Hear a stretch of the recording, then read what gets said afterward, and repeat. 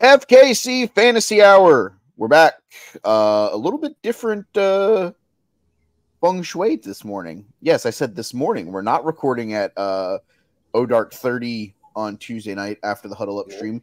We're recording early Wednesday morning. It's myself. I am Mike. I am joined, as always, by Ryan, who is no longer sick. Yep. He is the breakfast at Wimbledon landmark today. We have no Craig. Yeah, we have no Craig. Craig worked last night. He normally doesn't work Tuesdays.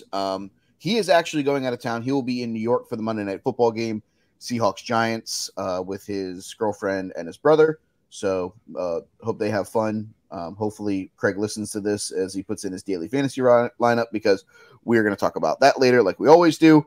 But I guess let's talk about it first. I named this title as I was creating it. Do you actually need an ACL? Because we've lost another one to a knee injury. Mike Williams of the Los Angeles Chargers, he is done for the rest of the year. Blew it out in the victory against Minnesota. It looked like him and Herbert had finally started building a rapport in that game. I know he had a long touchdown catch. I think he went for like 35 because I have him in. Did Keenan Allen throw that one, though? I don't care who threw it. Okay, I'm just, I had him in Craig's Brothers League. I had Mike Williams, and looking at it, he had 7 catches for 121 yards and the touchdown. Yep. So 6 catches and however many yards from Herbert. Does that just say how bad Minnesota's defense is? Oh yeah. They've been exposed this whole season. I think there was a stat where it was a one possession game that they were 6-0, last year. Last year they went like 7-0 in one possession games. Yeah, it ain't gonna happen this year. Even if they go 50-50, that's the team you're looking at. Yeah. You're doing worse. You're looking at 9-8 at best. Well, I think pretty much the last 2 weeks it's been one possession games. Correct. Is it time to trade Kirk Cousins? I said that. If trade him to the goddamn Jets. They just signed. Did you see who they signed, by the way? Yeah, Trevor Siemian. Yeah, I mean,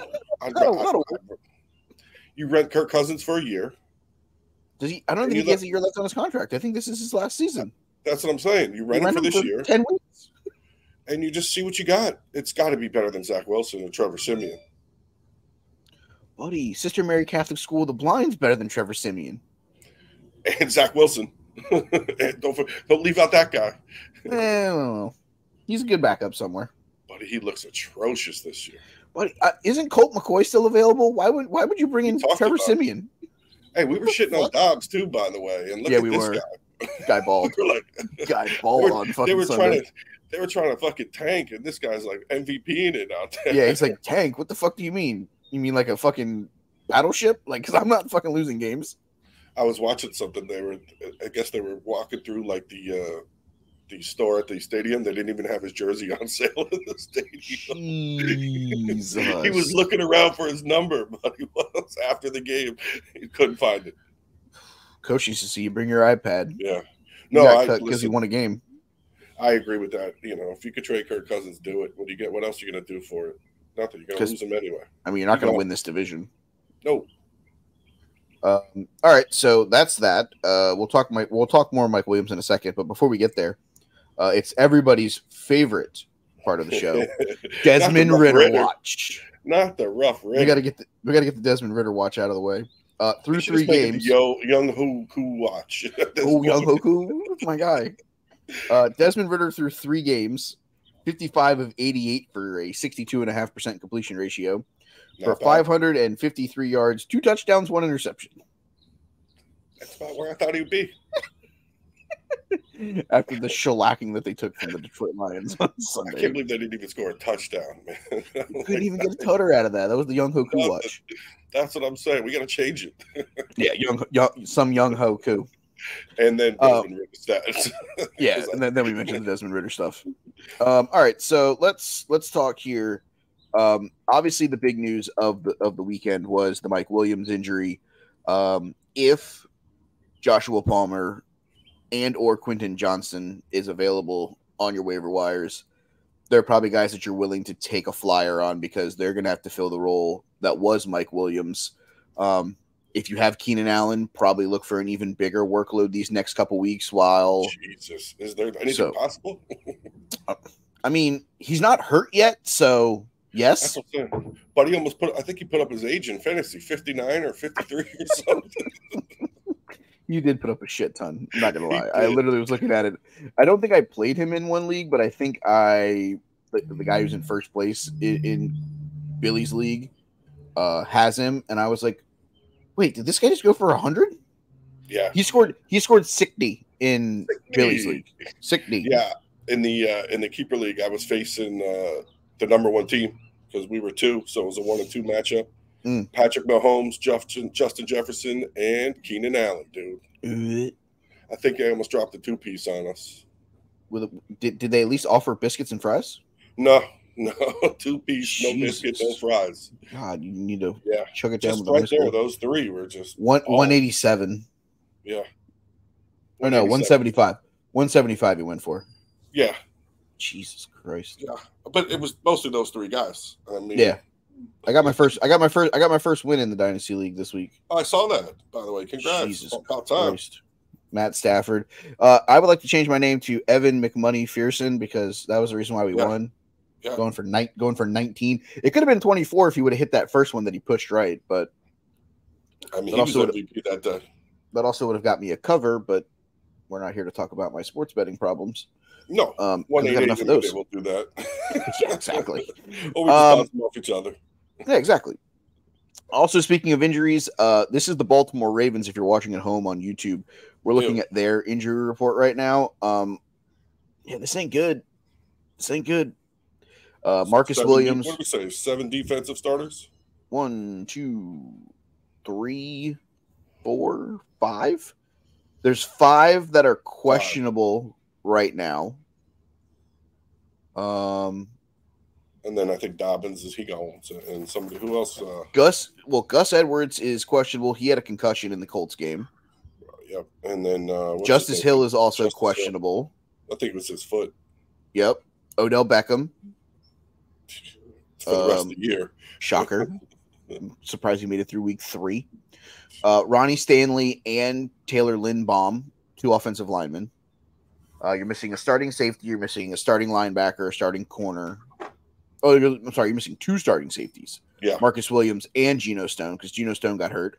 Rashad Bateman felt his hamstring tighten up during the contest. So that's another wide receiver that's going to be down. Oh, wow. Right. Rashad Bateman got hurt. In other news, ice is cold. That guy can't stay healthy. Nope. And then you're looking down here at the guys in red. They put Tylan Wallace with a hamstring on injury reserve yesterday. Obviously, J.K. Dobbins.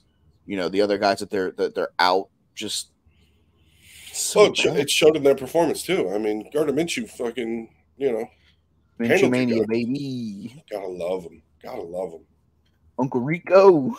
Uncle Rico, fucking right past that mountain. Yeah, do it over that bitch. Carolina Panthers, Bryce Young is questionable. I don't know what his injury is. They don't really say anything. Jonathan Mingo, the rookie. They said that would make sense. Yeah. The rookie wide receiver Mingo is in concussion protocol. We'll see if he gets cleared. I don't even want to talk about the dumpster fire that is the Chicago Bears. Fuck them. Ew. Don't want anything to do with them. Cleveland, really, it's still the fact they lost Chubb and Conklin, but they looked really good against Tennessee. But is that because Tennessee's god awful, or is that because they actually are a good team? I guess we'll have to wait until they play somebody that actually plays defense. Aren't you guys playing Tennessee this week? We do. So you'll find out. They're going to be, that could be the Joe Burrow finally fucking throws a couple touchdowns show because their corners are god awful out there. I mean, I'm okay if the defense does what it did against the Rams. Correct. I mean, I'll win games ugly until Joe feels right. But the defense has to keep doing what it's doing. And that may be one of the better games that defensive coordinator Lou Anarumo has called, in the last couple seasons. Yeah. They got after Stafford early and often, they made him uncomfortable. They did. They got and the thing was and we talked about this yesterday. While Lou called a great game, I don't love the fact that Joe Burrow threw the ball like 55 times. Correct. I agree with that statement. With a fucked up calf. I get it. What they were doing and this is what they should do for the next couple weeks. It's kind of what the Miami Dolphins are doing with Tua Tagovailoa right now. Snap, two-step drop, get rid of it. If he's going to throw the ball 55 times a game, just don't let him stand back there and make guys run fly routes. Or try to make plays with his legs. Yeah, it's slants, it's curls. That's when you start making a cut, a move like Rodgers did. Correct. And all this pop done. Correct. So if you're going to throw the ball 55 times a game, it's got to be two-step drop, slant, two-step drop, curl, something underneath. I said to you too yesterday it didn't look like he could push it down the field. He could make those 10, 15 intermediate throws, but anything long, it just didn't have that zip. And it also sailed on him. It looked like he was just kind of floating it out there. I don't think he can push off that back leg, and it's his right leg. So, you need to push off to get the ball 40, 50 yards down the field. Yeah, he's definitely not comfortable. Yeah. But, and I think they showed him on the sideline wearing the heat wrap to keep it. Yeah. He even said after the game, he's like, it's always a risk to go out there and play through it. He's like, but there's also a risk that if I don't play, we're 0-3. And I respect that, but I think they were 0-2. Was it last year? They were 0-2 last year, and they made the playoffs. They made the championship. So I understand the urgency to try to win now, but at what cost? Like if I looked at this schedule, me and Craig looked at it last. I think me and Craig looked at it last week. It was the Rams, the Titans. Yeah. Hold on, I have it right here. Actually, it's the Rams. To me, what I was the Rams, the Titans, Arizona, Seattle, and then the bye week. What I was going to say is you're already 0-2 in the division, and everybody you're playing is non-divisional. So at that point, if you're going to sit them for 2-3 weeks, this would have made time in the schedule to sit them. I mean, honestly, if correct or incorrect? Oh, absolutely. I said it on the show last week. I said I would have went and signed Colt McCoy or a veteran guy like that. Let him learn the offense. And because this was the stretch. It's the Rams where if the defense plays like that, Colt McCoy could still probably would have won that game. Buddy, I wouldn't even mind Carson Wentz if you signed him for 2-3 games. If he goes 1-3, cool. You know what I mean? I don't know. At least he can look at a playbook and know what the fuck he's doing. Couldn't be Jake Browning. That's the thing. Yeah. Then it's Tennessee this week. It's Arizona next week. It's Seattle. Then it's the bye week. And then coming out of the bye week, you go to San Francisco. You play Buffalo. You play Houston at Baltimore. Your first. I would have sat him, maybe tried him, a quarter or two before the bye week, see how he was. Against, if you needed a win, okay, bring him out before the bye week and then let him rest for 2 weeks, kind of thing. Mm-hmm. No, absolutely. I agree with you. It's one of those where if they're going to make the decision to have him play through it for the rest of the season, then we're just going to play with fire all season. And not only that, at that point, if you're, let's just say, when's your bye week? Week 6 or 7? 7. Okay. So let's say you are 1-6. You bringing him back? You might as well shelf them then. Yeah. I mean, if you're 1-6 and you're looking at your schedule coming out of the bye, you're probably going to be 1-8 going. That's what I'm saying. And then against San Francisco and Buffalo. You go back into divisional play where you're 0-2 already as well. The reality of the situation is the next 3 weeks, 3, 4, and 5, were as close to must-win games for the Cincinnati Bengals as there is, without sitting there and saying that their season relies on winning these 3 games. The Rams, let me ask you, Tennessee, and Arizona. They had to go 3-0. Yeah. If he loses one of those, do you shelf him? Would I? Yes. Would I? Yes. Would Zach Taylor? No. Yeah, I would. Like I said, maybe I'd shelf him one before the bye week and then see if he gets right coming back against San Fran. I mean, I guess it really depends on how it feels over the next couple weeks. I mean, it's gonna linger. It's gonna be sore, but if there's no more pull in it, maybe that week where he does nothing will be enough to get it right or fresh enough. It's just we'll have to play devil's advocate when it comes to Joe Burrow the rest of the way. Of course, and fantasy owners as well. Yeah. Detroit Lions, CJ Gardner Johnson was put on injury reserve earlier today. Obviously David Montgomery with the thigh. That means if he doesn't play, that's a Jahmyr Gibbs full send. Yep. They're missing, looks like 3 offensive linemen are questionable, 4 offensive linemen are questionable for the short week against the Green Bay Packers. Speaking of them, Christian Watson has not been medically cleared with the hamstring, so if you have him, put him in your IR spot because he's probably not playing. Yep. Aaron Jones was limited yesterday in the estimated practice report. Jair Alexander was a limited participation during practice. There's going to be a lot of guys that are dinged up because of the short week in that matchup. Correct. So if you don't have Jared Goff, Amon-Ra, St. Brown, Jordan Love, I don't necessarily know that I'm lighting Sam any Laporta. People. Yeah, Sam Laporta too. That he'd be a great play. He looked really good in the game this past weekend. Get some targets from this guy. He is, and I think that's the thing. In NFL in Manning's league, I had the Justin Fields DJ Moore experiment. Oh God, Jesus, why? So I don't know. I'm a sucker for fucking trying to be smartest guy in the room, I guess. But I picked up Goff and Laporta. Yeah. That was probably smart. I was like, it saved me. I mean, I still lost because he had the Tyreek and Mostert show, but I kept it competitive. Yeah. Just because of those pickups. So, if guys like that are out there, grab them now. Because if you're a Justin Fields owner, man, you're looking at yourself like, what am I doing? Correct. All right. So, Indianapolis Colts, this is going to be an interesting one. They get the victory. Anthony Richardson still questionable. He is still in concussion protocol. Also, potentially the final week that Jonathan Taylor is on the physically unable to perform list. Yeah. He could pass his physical as early as Sunday, according to ESPN, that it says in that blurb right there. Could pass it on Sunday and is planning to return to action as first eligible in week 5 against the Tennessee Titans, according to Adam Schefter. Does he play a snap for the Indianapolis Colts, or is this a full send whenever he passes that physical? Oh, they're punting. They have to. Like Craig says, you don't want that guy in that locker room. You don't. If you do punt him, what do you want in return, and who are you trading him to? Man, it's so funny. It's like we had this conversation a month and a half ago. If I'm Buffalo, I listen. Again, I don't know if they trade him within the division. I don't think that you want to send him to the Dolphins at this. I don't even think the Dolphins are interested. Pass. They just had 2 running backs rush for 600 yards. Dolphins aren't in their division. No, AFC. Oh, conference. Yeah, I mean, there's a team in the conference that I think would be interested in trading for him because he's only under contract for how many more years? I think this is last year. That's why I want to do it. They could franchise him.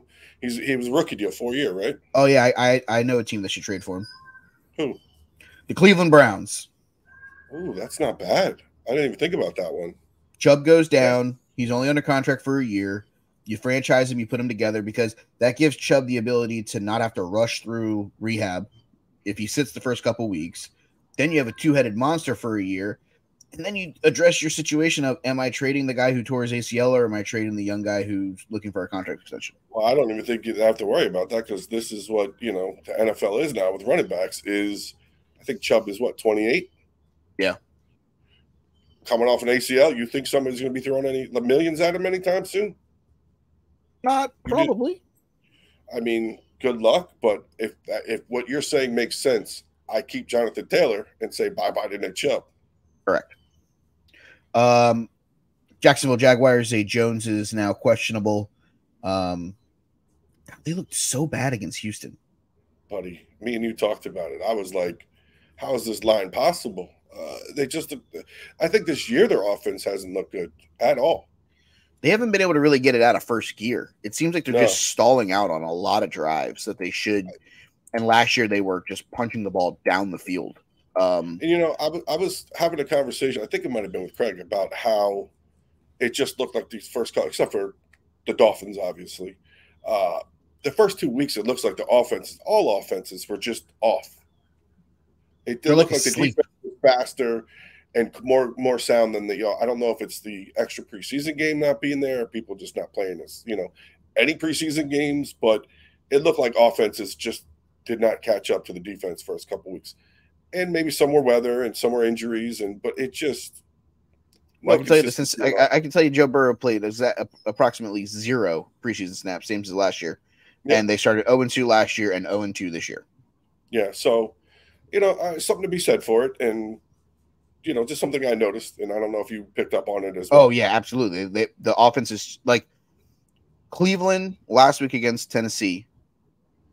Finally looked like they started to click. Yeah, and Miami, and that was really it. Everybody else, they'd get towards the red zone and they'd stall. Cincinnati stalled 5 times. Like driving the kicker football. Was MVP. I think exactly. He had 5 field goals. Yeah, and he missed the 6th one. Yep. Las Vegas Raiders, Jimmy Garoppolo is in the concussion protocol. I actually don't even know. I was just going to say, who's the backup? Let's see. I'm going to look right now. Depth chart. NFL. God damn it. Obviously, it's not anybody we're going to suggest to pick up off the waiver wire. No, so probably not. We don't even know the person's name. Oh, ageless wonder, Brian Hoyer. Oh, okay. What's he, 43 years old now? I'll take the over. Take the over? Sounds about maybe right. I don't know. Let's check. I'll put the hook in there if you need it. Brian Hoyer is 37 years of age. He's getting there. And they play the Chargers this week, so I wouldn't pick up Brian Hoyer. I don't know. That defense is pretty bad. He could look good. You're right. Never mind. Maybe I would. He might throw for like 370 and 4 tutties. Yeah. Chandler Jones. I saw yesterday that they put him in a behavioral. Right. Have you been keeping up with that story? I've kind of been. Something that he posted on social media, and they did like a wellness check on my guy or something. Yeah, wild. Hold on, It's like TMZ shit, and like the male Britney Spears version now. Like, what's he gonna do next? I mean, that's kind of what they're saying. Hold on, I'm gonna go to his player profile on ESPN and start reading some of this crazy shit that's going on. Yeah, he was shitting on his coaches. I'm not working with McDaniels. I'm not working with the owner. I was hospitalized against my will. Yep. that was what came out yesterday. Yeah. He wrote on his social media post on Monday night that he was taken to a hospital against his will by the fire department and later transferred to a behavioral health facility last week. He's been away from the team since Labor Day, where he began a series of social media posts aimed at Mark Davis, the owner, David Ziegler, and Josh McDaniels. He wrote on Twitter, "First day out, but I'm still aligned." Yep. His chakras were centered. Oh, okay. That's cool. He was there on a court hold of 5 to 7 days, saying, "I haven't done anything wrong." He wrote that means probably somebody committed him or something at that point. If it's court ordered, somebody he said that Jones wrote that he called Ziegler 6 to 7 times asking for help, and I wonder if he had me put in here, but he never answered. He left voicemails trying to figure out why the Raiders won't allow him in the facility to be part of the team. It might be because you called out the owner and the head coach. I don't know. I'm not a smart man. Money's on that, though. Yeah. Chargers, Mike Williams obviously placed on injury reserve on Tuesday. Austin Eckler still questionable.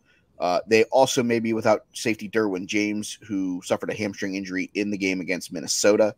If so, and Garoppolo plays, you're a full send on definitely Devontae. Even if Hoyer is the quarterback, you have to play him. And I would even consider looking at the 2s and the 3s there, Hunter Renfrow, Jacoby Myers. Yeah. If Derwin James is out, because those might be guys that are fringe plays. We were talking about Jonathan Taylor, but there are, whispers of Devontae trying to get the hell out of there too now.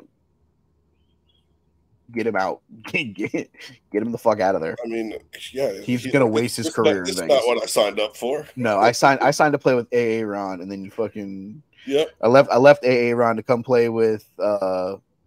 Derek Carr, my buddy. Derek Carr, and you sent him, so fucking get me the fuck out of here.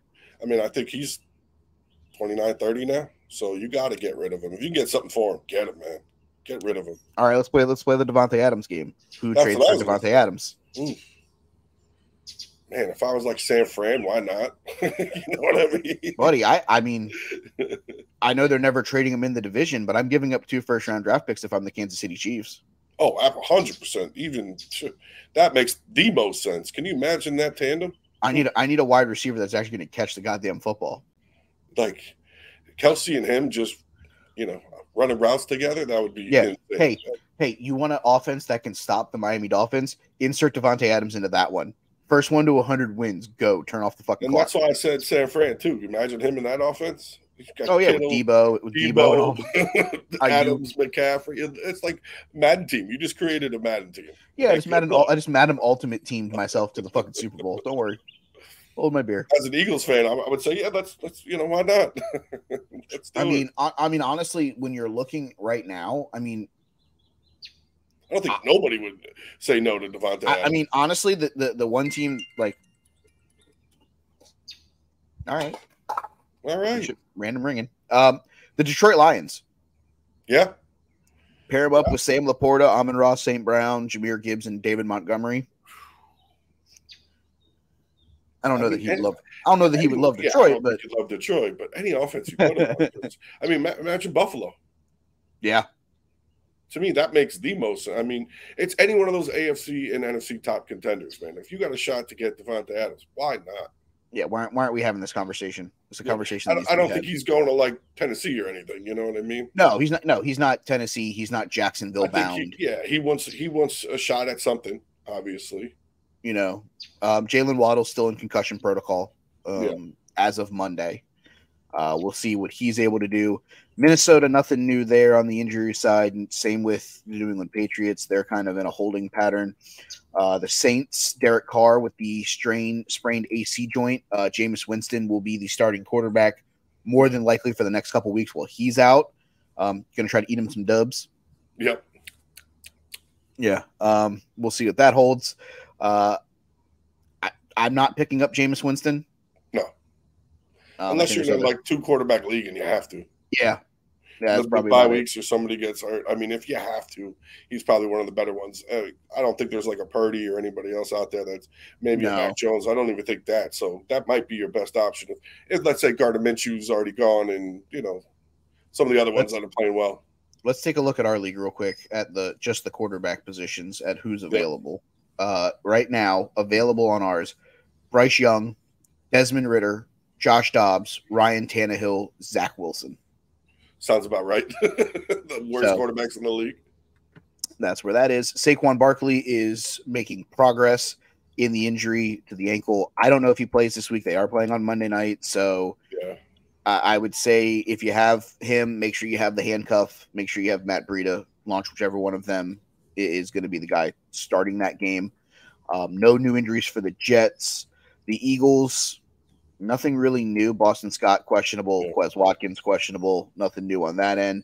Same with the Pittsburgh Steelers. Nothing really new here. Their punter suffered a hamstring injury. Oh, no. Guess we're going to have to get another one.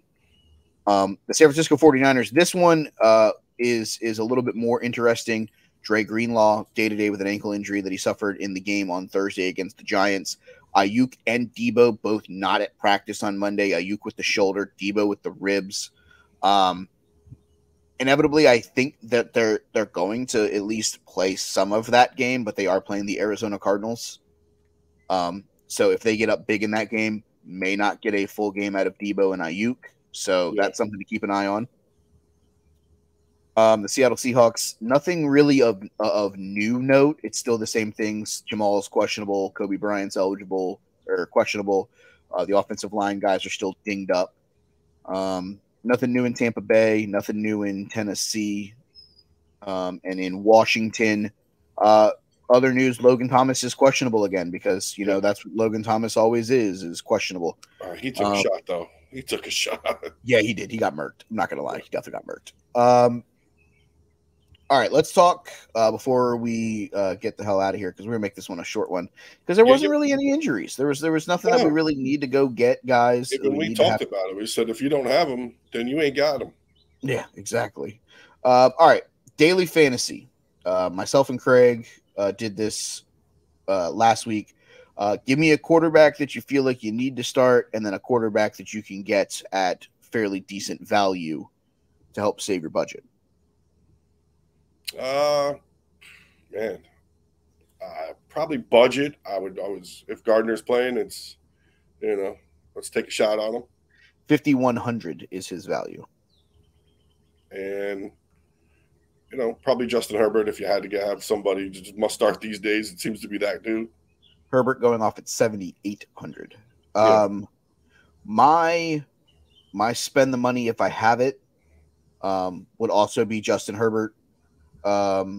My value guy this week is going to be Kenny Pickett at Houston, going off at 5,100.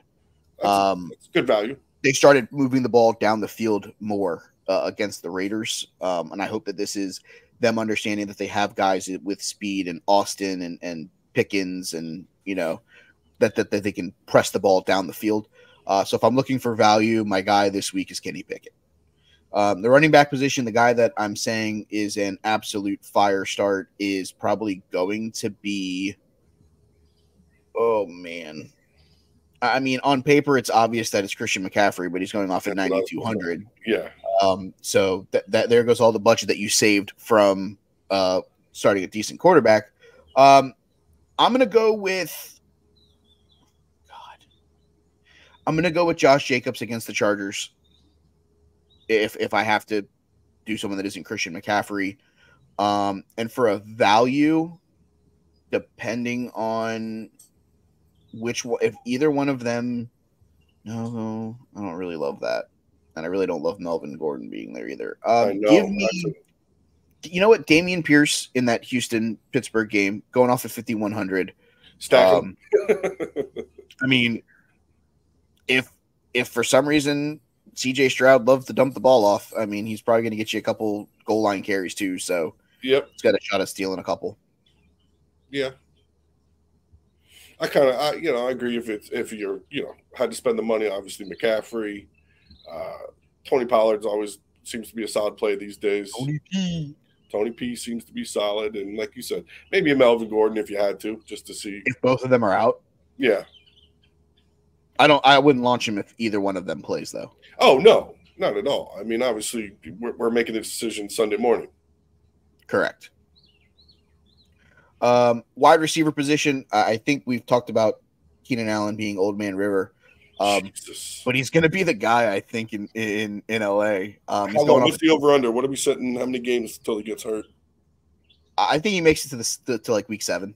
Okay. Because they're just going to keep throwing him the ball 7,000 times a game, so he's probably eventually going to get dinged up. He's going off at 7,900 against Las Vegas this week. Yeah, he's a good play. My value guy, and because of the way that they use him in the offense, I'm going with Tutu Atwell.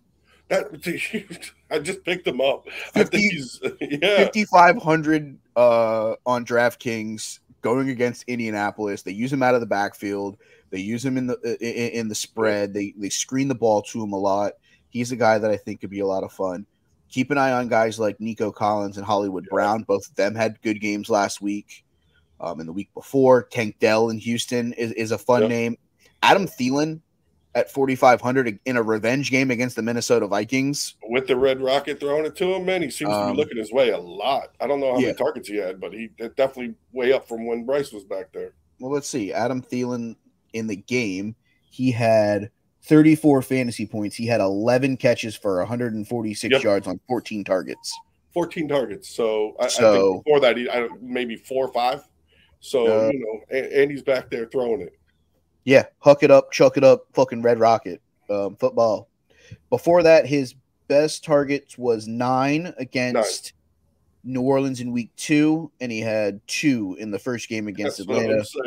But I think that was because of the other bullshit that was going on behind the scenes. I don't necessarily know that he was fully there. Quentin Johnson is going off at 3,700. And what's Palmer? 4. So we didn't even talk about too. Everett might be a great play for a tight end there, just because. I mean, Donald Parham, if they get in the red zone, he threw 2 touchdowns to him. Yep. I mean, I know he only had like four targets and 2 catches were for 4 yards total, but that's 12. 2 touchdowns. Yeah. Yeah, that's 12. The other name, there's a name here that I think could be a lot of fun if I could find him, but I can't find him right now. What team were you thinking? Well, Marvin Mims is a fun play. He's going off at 3,900. Where the all right, Rondale Moore. Oh, do you mean the new split back in the new Arizona? Debo Samuel of the Arizona fucking Cardinals? Debo Samuel of the Arizona Cardinals going off for 3,300 this week against San Francisco. Dude, that might be the play. If you're looking for value, I don't necessarily know that he's going to have the same game against San Francisco that he does against Dallas. You know they're going to try it. So I mean, and if it succeeds, that means he's going to be someone that's going to be more go up. So get the value while you can. Exactly. The tight end position. TJ Hawkinson, Dallas Goedert, they're finally throwing them the ball. Like we said, Gerald Everett, Donald Parham as value guys. Sam Laporta, my guy, throw him out there. Yeah, especially if you're doing the Thursday only slate, Sam Laporta is definitely a play. He's not in the one I'm looking at because it's the Sunday slate only. Oh, sorry about that. No, you're fine. Defense, we'll finish there. Honestly, if you're looking for to get points, Philadelphia against Washington, they're going off at 4,100. If you're looking for specifically just for value, I'd contemplate taking the Chicago Bears against the Denver Broncos because I don't think either one of those teams is any good. Oof. I mean, Denver. Did we talk about that? Denver's like -3 on the road. 3 on the road. Cool. So they're a 6-point favorite. Right. It's a pick at that point you're telling me. I'd rather pick Denver. I really would. Watch this be Justin Fields' coming out party, too. Buddy, we can't call this a coming out party. I mean, literally. Dolphins just hung 70 on him, That's what I'm saying. We can't call that a coming out party. If we're calling that a coming out party, then that was a Tua Tagovailoa coming out party. Buddy, that was some video game shit, man. It was I thought at one point 2 Chainz glitched and went from the 30-yard line to the 60 to the other 30. I was like, how did he get there so fast? Nuts. No, I heard they were talking and they said that now the Miami Dolphins have the 5 fastest run times. Yes. In football this season. Yeah. How the fuck are you that fast? Because they were not open. They make fast people not look. They make fast people not look so fast. I don't think anybody got touched in that game, dude. The punter didn't even punt. Field goal kicker did nothing but extra points. They hung 35, 10 touchdowns, my guy. 10 touchdowns. Yeah. 70 piece. Oh, for sure. I had Brandon, it was his birthday the day before, and we always in a group chat, what's the score? Because I used to give him shit all the time when the Dolphins would win by 13-7 and 9-6. Mm-hmm. Typical like shitty Dolphin football that you watch early 2000s to up until last week. And I think at halftime he's like, "What's the score?" And I'm like, "What, on Jake's fantasy team or in real life?" Go, yeah. Fins up, man, fins up. But we'll find out who they are this week. They play Buffalo. No more excuses. Last year it was back up in the playoffs. So, you got Tua. You got him coming off that, Madden game. Let's see what he does. In Buffalo should be a great one. Yeah, this one's going to be a real measuring stick for the Miami Dolphins. This might be, we talked about this yesterday. We saw a lot of top 5 power rankings where the Dolphins were 1. And me and you were like, I'm not there yet. Best in the AFC, maybe, but I still think you put Philly and San Fran 1-2. However you want it. Oh, yeah. I would, I mean. And KC still looks like the best team in the AFC, even though they lost to Detroit. Their defense is playing solid. Yeah, and I think that's the thing. When you go back and you look at the Dolphins' first 3 games, Chargers, no defense. Nope. I don't even remember who the fuck they played week 2. Who did they play week 2? I forget. It was that wasn't the Jets, was it? No, I don't think they played AFC East. Let's look. Oh, Patriots. Oh, cool. Patriots at New England. I think they won by 7. And then they blew out a team that has lost to the Vegas Raiders and the Washington Commanders. Yeah. Who actually got murked by 47 by that same Buffalo team the same Sunday. That's the thing that everyone wants to keep like forgetting about is like, hey, Miami scored 70, Miami scored 70, Miami scored 70. They scored 70 against a JV fucking football team. But that defense gave up, dude. Gave up. They gave up midway through the second quarter. It was apparent, too. They were like, hey, let's just not get hurt. They didn't. Every clip you see, there's not even a defender around. If he is, he's on the ground. Correct. Diving at ankles. That's all he was doing. Let's see. So, I mean, it is what it is. I mean, right now, according to ESPN analytics, 51% Miami, 48.6 Buffalo. The over-under currently for this game is set at 53.5. So, should be a lot of fun. We're going to score a lot. Yeah, man. All right, well, that's going to do it for the show this week, guys. We appreciate you hanging out with us. Before we go, follow Huddle Up Inc., Big Jim Sports, his X/Twitter account. That has all the links for all the merchandise, all the other shows on the Huddle Up Incorporated feed. You can follow me on X/Twitter/ whatever you want to call it, at They Call Me Burn. I tweet every once in a while. Throw them up for Dez. Yeah, but other than that, guys, we appreciate you hanging out. We hope you win your fantasy weeks this week, and we'll be back next week for more right here on the FKC Fantasy Hour.